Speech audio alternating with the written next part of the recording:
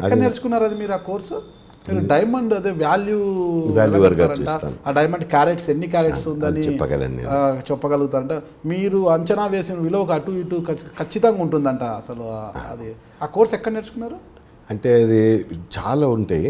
బెల్జియంలో ఉన్నది, స్విట్జర్లాండ్లో ఉన్నది, ఇప్పుడైతే మన బాంబేలో, ఢిల్లీలో, హైదరాబాద్లో కూడా వచ్చేసినాయి. బట్ ఆ టైంలో బెల్జియంలో ఒకటి ఉండేది, అమెరికాలో ఒకటి ఉండేది. నేను అమెరికాలో కూడా చేశాను, బెల్జియంలో కూడా చేశాను ఆ కోర్సు. అవునండి. ఎందుకు ఆ కోర్సు నేర్చుకోవాలని ఎందుకు అనిపించింది మీకు అసలు? అంటే అది చాలా యూనిక్ అయినది, మంచిది. మనకు ఇప్పుడు ఎట్లా ఉంటుందంటే 95% జనాలు డైమండ్ కొనుక్కుంటారు, కానీ అది గాజు పెంకనా, డైమండా, లేకపోతే ఆర్టిఫిషియలా, మెజనైటా, సింథటికా అని తెలియదు వాళ్ళకు. ఒక నమ్మకం మీద కొనుక్కుంటారు. ఈ మొన్ననే మీరు చూశారు ఎన్ని దోపిడీలు అవుతున్నాయి. ఒక 500 కోట్ల సామాన్ అని చెప్పి ఒక బ్యాంక్లో 5 కోట్ల సామాన్ పెడితే కూడా బ్యాంక్ వాళ్ళు నమ్మాల్సిందే, ఎందుకంటే వాళ్ళకు టెక్నికల్ నాలెడ్జ్ లేదు కాబట్టి. ఇంకా ఆ ఫీల్డ్లో చాలా వరకు డెవలప్మెంట్ రావాలి. ఇప్పుడు దాకా గవర్నమెంట్ తరఫున మనకేం ప్రోత్సాహం లేదు దాంట్లో. అది ఒక సబ్జెక్టు.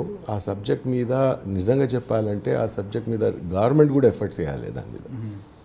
ఇప్పుడు మన గవర్నమెంట్ దగ్గర అప్రైజర్స్ ఉండి ప్రతి బ్యాంక్లో ఒక మంచి అప్రైజర్ని పెట్టి ఉంటే, ఇప్పుడు నీరవ్ మోదీ ఒక 11,000 కోట్లు తీసుకుపోగలడా? ఇట్లా చూస్తే చెప్పేస్తాడు ఆయన, ఇది కాదు ఇది అవుతుందని.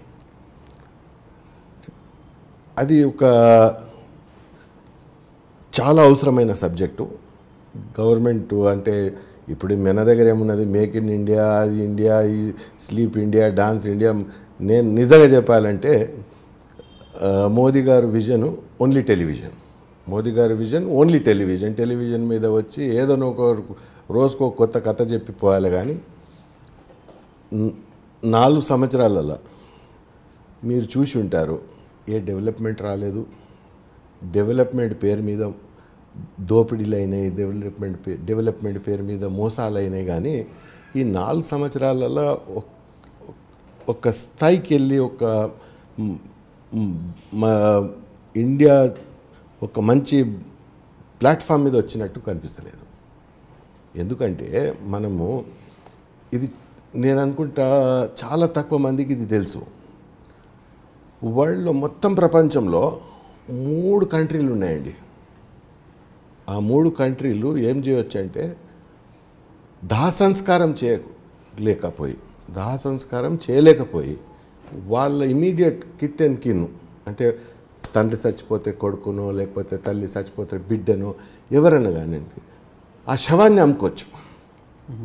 ఆ 3 కంట్రీలు ఏవంటే ఇండియా, ఇథియోపియా అండ్ సోమాలియా. మన దగ్గర అంత పెద్ద అది ప్రాక్టీస్లో లేదు. బట్ మనకు ఈ వెస్టర్న్ బీహార్, యూపీ ఆ ఏరియాలలో ఇది చాలా కామన్. శవాన్ని ఎందుకు అమ్ముకుంటారు? ఆ శవాన్ని అమ్ముకొని, ఆ శవాన్ని ఎందుకు అమ్ముతారంటే ఆ మెడికల్ కాలేజ్ వాళ్ళు కొంటారు. ఓకే, వీళ్ళు దహ సంస్కారం ప్రయోగాల కోసం, వాళ్ళ ప్రయోగాల కోసము, లేకపోతే ఆ డిసెక్షన్లు చేసి ఆ బాడీ ఆర్గన్స్ చూపించేందుకు వీటి దానికి వాళ్ళు కొనుక్కుంటారు. అంటే మనము ఎంత పెద్దకు మాట్లాడుతున్నాము, కానీ మన పరిస్థితి చూస్తే శవాలు అమ్ముకునే పరిస్థితి ఉన్నది. ఈ గవర్నమెంట్ ఇంతగనం చేయలేదా? ఒక మన కంట్రీలో, మన దేశంలో పుట్టిన మనిషికి దాహ సంస్కారం లేకుంటే చేసిందంటే మళ్ళా దాన్ని ఏం డెవలప్మెంట్ అంటారు? మేక్ ఇన్ ఇండియా, స్వర్ణ భారత్, ఈడ స్వర్ణ ఆంధ్రప్రదేశ్, స్వర్ణ బంగారు తెలంగాణ, ఇవి చెప్పుకునేది అందుకున్నాయి. కానీ ఇవన్నీ లేవు. నేను ఆన్ రికార్డ్ చెప్తున్నాను, అందరికి తెలిసిపోయినట్టు చెప్తున్నాను. అది ఏమంటే ప్రతి సంవత్సరం మన ఇండియాలో దాదాపు ఇంచుమించు 2 లక్షల మంది ఆకలికి చచ్చిపోతున్నారు. ఆకలితో 2 లక్షల మంది చచ్చిపోతున్నారు. అంటే ఒక రోడ్డు మీద యాక్సిడెంట్ అయితే ఆ బండి వాడు, లేకపోతే ఆ బండి నడిపించేటోడు, ట్రాఫిక్, ఒక హాస్పిటల్లో ఒక వ్యక్తి చచ్చిపోతే డాక్టరు, లేకపోతే ఆ మేనేజ్మెంటు వాళ్ళ మీద కేసు ఇస్తారు. ఈ 2 లక్షల మంది చచ్చిపోతే మన దగ్గర ఎవరి మీద కేసు చేయాలి ఎవరికి తెలియదు. 2 లక్షల మంది ప్రతి సంవత్సరం చచ్చిపోతున్నారు. నేను తప్పు అనుకుంటే మీరు రికార్డ్స్ అడుక్కోండి, ఎన్సీఆర్బీలో రికార్డ్స్ ఉంటాయి దానికి. 2 లక్షల మంది ఆకలితో చచ్చిపోతున్నారు. లక్షల టన్స్ మన దగ్గర పాడు చేస్తున్నారు ఎఫ్సిఐ గోడౌన్లో. అది ఎందుకు చేస్తారంటే కావాలని నీళ్ళు పోస్తారు, దాని మీద నీళ్ళు పోసి దాన్ని పాడు చేస్తారు. పాడు చేసి దాన్ని not good for human use అని రాస్తారు దాని మీద. అది మనుషుల్లో ఉపయోగంలో రాదు, అది మనుషులు వాడొద్దని అది డిస్టిలరీస్కి అమ్ముతారు మందు చేసేందుకు. ఈ వ్యవస్థలో మనం గొప్పగా పెద్దగా చెప్పుకోవాలంటే మనకే సిగ్గు రావాలి. మన రాజకీయ నాయకులకు ఒక మాట అంటాను, మోదీ గారు మన పవర్లో వచ్చే ముందు ప్రతి దాని మీద ఒక ఆలోచన ఉండే, పెట్రోల్ ఎట్లయిపోతుంది, ఇది ఎట్లయిపోతుంది, అది ఎట్లయిపోతుంది, గ్యాస్ ఎంతకు. మీరు ఆయన 4 సంవత్సరాలు చూడండి, అన్ని దానికి ఆయన కాంగ్రెస్ కన్నా ఈయన పెంచి పెట్టిండు. ఇప్పుడు any government, whether it is a state government కానీ లేకపోతే సెంట్రల్ గవర్నమెంట్ కానీ, గవర్నమెంట్ ఒక ప్రైవేట్ లిమిటెడ్ లేకపోతే పబ్లిక్ లిమిటెడ్ కంపెనీ కాదు. లాభాల కోసం గవర్నమెంట్ ఆలోచించకూడదు. గవర్నమెంట్ మెయిన్ ఉద్దేశం ఏముండాలంటే వీఆర్ ఎ మెషినరీ, మనం పనిచేస్తున్నాము కాబట్టి మన ద్వారా ఎంతవరకు జనాలను లాభం వస్తుంది, ఎంతవరకు జనాలు హ్యాపీ అవుతారు, ఎంతవరకు జనాలతోటి మనము ఎంతవరకు మనం జనాలను మేలు చేయగలం, అది ఆలోచించాలి. మీరు పక్కకు పోయి చూడండి, నేపాల్ ఆడ 30 రూపాయలకు లీటర్ పెట్రోల్. బంగ్లాదేశ్ అది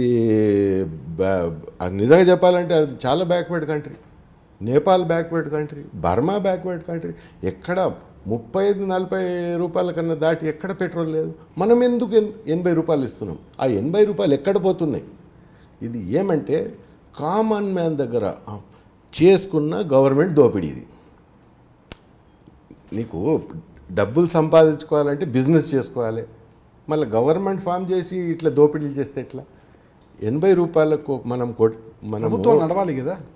ప్రభుత్వం నడవాలంటే జనాలని ముంచి, జనాలని దోపిడీ చేసి, జనాలని దోచుకొని నడిపించాలనా? నీకు ప్రతి దాంట్లో ట్యాక్స్ ఉన్నది. మీరు ఒక 10 రూపాయలు సబ్బు కొంటే దానిలో